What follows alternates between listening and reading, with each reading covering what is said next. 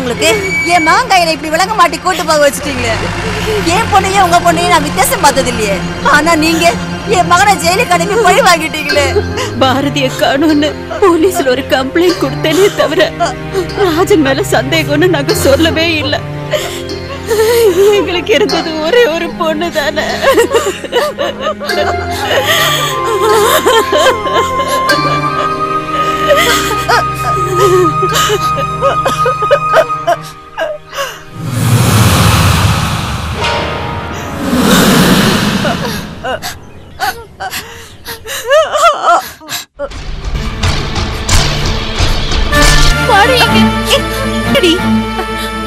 ராஜு அண்ணாவை அரெஸ்ட் பண்ணிட்டாங்க.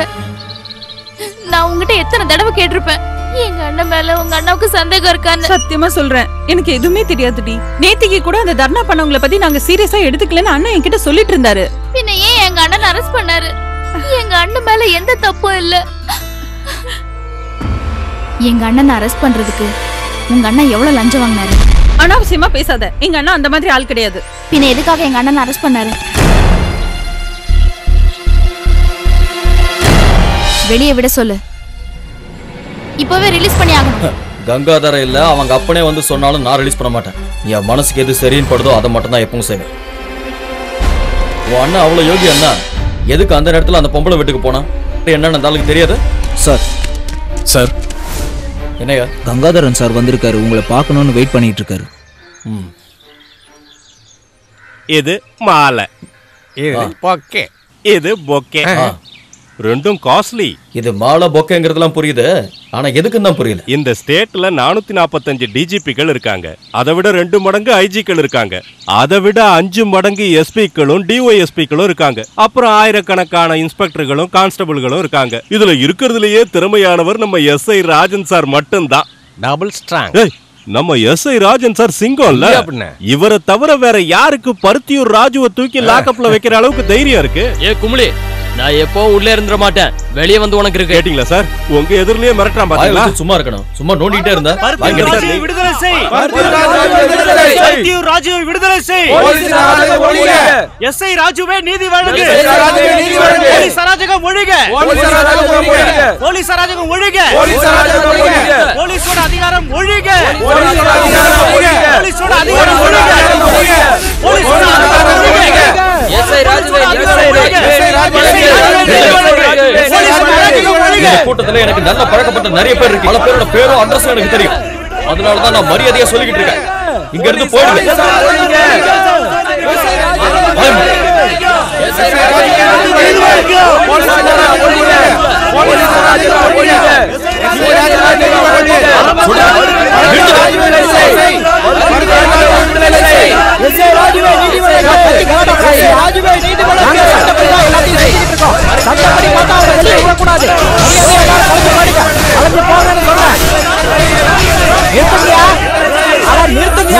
போலீஸ் ஸ்டேஷனுக்குள்ள போந்து கைதியை தூக்கிட்டு போயிடலாங்கிற எண்ணத்தோட தான் நீங்க இங்க வந்திருக்கீங்கன்னா அது நடக்காது. மரியாதைங்கிறது போயிடுங்க.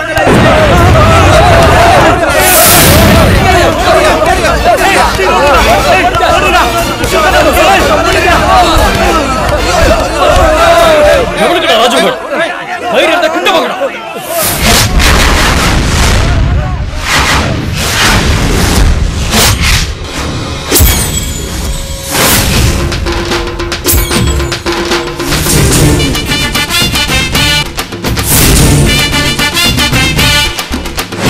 இவரை பார்த்தா நம்ம எஸ்ஐ ராஜன் மாதிரியே இருக்கு.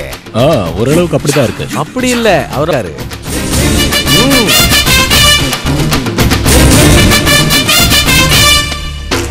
நீ என்னடா மூஞ்சில தொப்பி மாட்டிருக்க? நான் கெட்டவன். என் பேரை கேட்டாலே நீங்க எல்லாம் ஆடிடுவீங்க. பார்த்த சாரதி. அலர்ஜி இருக்கிறதுனால தான் இதை வச்சிருக்கேன். கெட்ட ரவுடி. எனக்கு அலர்ஜி கிடையாது. என்ன சரி, நீ போய் யார் என்னன்னு தெரிஞ்சுக்கிட்டு வா. என்னால முடியாது, நீங்களே போய் கேட்டுக்கோங்க. அப்படின்னா நானும் கேட்க மாட்டேன், விடு. அவங்க நம்ம போல இருக்கு. ஆமா, இந்த போலீஸ் ஸ்டேஷன் எங்க இருக்கு? நீ யாரா? அத சொல்லு. உனக்கு கண்ணு தெரியாதா? இல்ல, நாங்க முன்னாடி தானே நிக்கிறோம். நீங்க தானா? நாங்க தான். நீ முழிக்கிறத பார்த்தா திருட மாதிரியே தெரியுதுடா. ஹலோ, சொல்டா, உங்களுக்கு யாரு வேணும்? எதுக்குடா வந்தீங்க? எதுக்குடா இங்க வந்தீங்கன்னு கேக்குறேன். யோ நாங்க 2 பேரும் பேர் எடுத்த ரவுடிங்க. சராசரியா எத்தனை பேருக்குடா உங்களை பத்தி தெரியும்?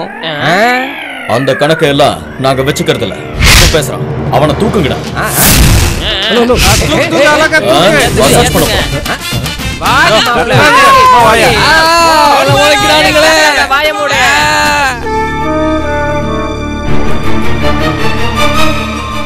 அல்பம் அல்பம் 5 நிமிஷம் 500 ரூபாய் வேணுமா? 500 ரூபாய் அடிக்க ஆரம்பிச்சதுல இருந்து இதே பிரச்சனை தான்.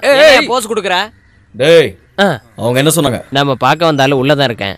5 நிமிஷம் அவங்க கிட்ட பேசணும்னா 500 ரூபாய் கொடுக்கணுமா? ஏய் எங்கடா கிளம்பிட்ட? ஏற்கனவே ஒருத்தன் உள்ள இருக்கான், பருத்தியூர் ராஜு. அவரை பார்க்க தான் வந்திருக்கோம். நான் அவரை மீட் பண்றதுல உங்களுக்கு ஏதோ பிரச்சனையா? எனக்கு ஒரு பிரச்சனை இல்ல. ஆமா நீ எதுக்கு அவனை பார்க்க போற? நீ யாரு? கண்டிப்பா தெரியணுமா? வேண்டாம் வேண்டாம், எனக்கு அவசியம் இல்ல. இவனுக்கு நீங்க சொல்லுங்க. கொஞ்சம் அதை விட்டுட்டு மேட்ருக்கு வா.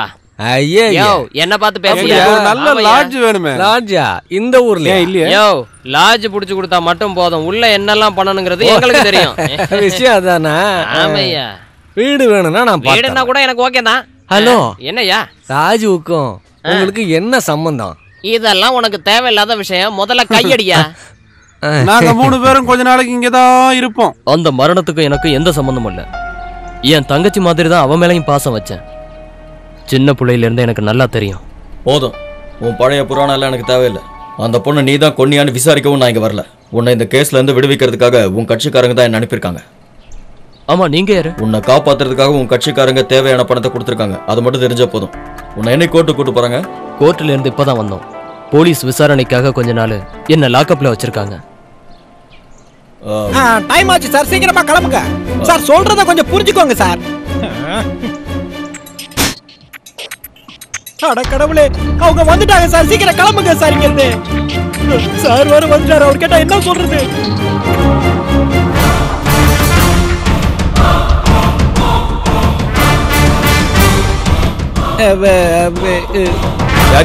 இவர் யாருன்னு எனக்கு தெரியல சார். லாக்அப்ல இருக்கிறவனை பார்க்கிறதுக்கு யார் உங்களுக்கு பெர்மிஷன் கொடுத்தது? அது வந்து அவங்க ஃப்ரெண்ட்ஸுங்கன்னு சொன்னாங்க சார். ஏதோ முக்கியமான விஷயமா அதான் பார்க்கிறதுக்கு அனுமதி கொடுத்தாரு சார். நீ உடனே ஓகே சொல்லிட்ட. இந்த வேலை பார்க்கிறதுக்கு எவ்வளவு பணம்? அது ஒண்ணு. ஆமா சார், ஒருவேளை இந்த ஆள் அந்த பணத்தை வாங்கி இருந்தாலும் வாங்கியிருப்பான். போனா மூஞ்சி உனக்கு இருக்குடி. தப்பு எங்க ஆளுங்க பக்கம் இருக்கிறதுனால உங்களை விடுறேன். போங்க போங்க.